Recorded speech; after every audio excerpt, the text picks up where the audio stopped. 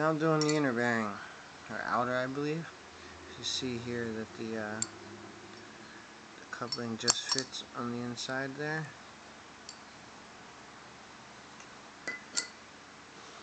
Line it up as best you can when you start.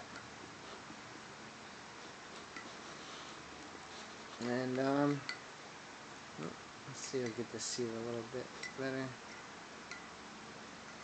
Again, this was frozen as well to help ease installation. And we hammer.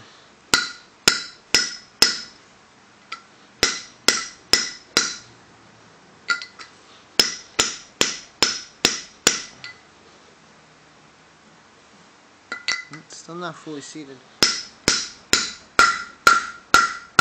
There's that sound we're looking for.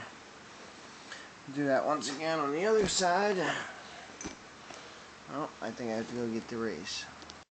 Alright, there we go. Got the other race now out of the freezer. Again, really simple. Just lining it up, give it a nice little even start, and hammer.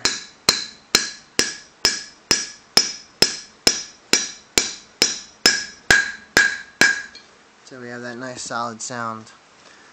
And of course you'll probably want to go back and just check the rims. Make sure everything is fully seated.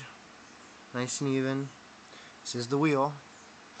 You would not want anything to come off, which is part of the reason why I'm doing this, because the bearing completely had catastrophic failure and the wheel fell off. So you do not want that to happen, folks.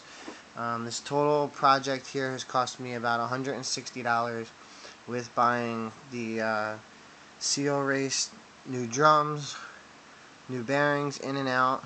I got the Timkins, a new hammer just because I needed one, the brakes, new brake shoes, brake hardware, all sourced at AutoZone or your local parts store.